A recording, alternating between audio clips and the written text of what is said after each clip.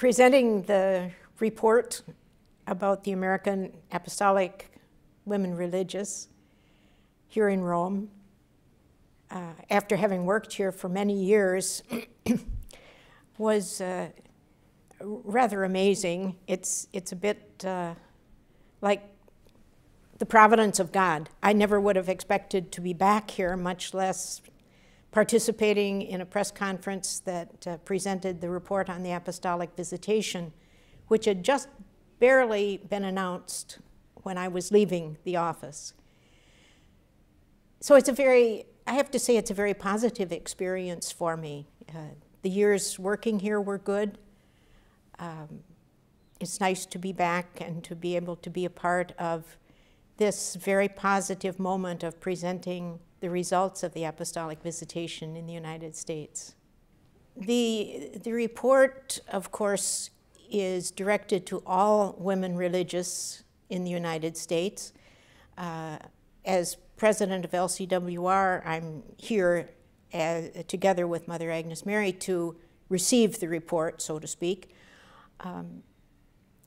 The report, of course, is about individual institutes, the lives of our members, and not specifically about the conference as such.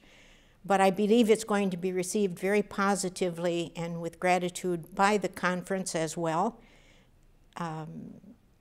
And I think my hope is that in each institute, the report will be read, studied, prayed over, discussed, so that, as it indicates, each institute will take the challenges that apply to it in order to move forward into the future. It's important to distinguish between the Apostolic Visitation, which was out of this congregation for congregations of institutes of consecrated life and societies of apostolic life, and the doctrinal assessment of the conference as such that was undertaken by the Congregation for the Doctrine of the Faith. They're two different processes. The study of the Apostolic Visitation is about institutes and the life of members. The study taking place at CDF is about the one conference in particular. So they're two different processes with a different object, and they have to be distinguished even though both United States and involve many of the same religious. I think the implications for my own congregation, for the IHMs of Monroe, there's two other sets of IHMs, is going to be a launch into the future. Like everyone else, I'm hoping that we will, and I know we intend to study it, discuss it among our members, and see what it says to us about how we go forward. We're certainly very engaged in a variety of ministries in the United States. We're listening to the words that are coming from Pope Francis about going to the periphery. A lot of our folks are already there. And so I think it's going to be another impetus for us going forward when we have time to read it and discuss it and pray over it and put it into action.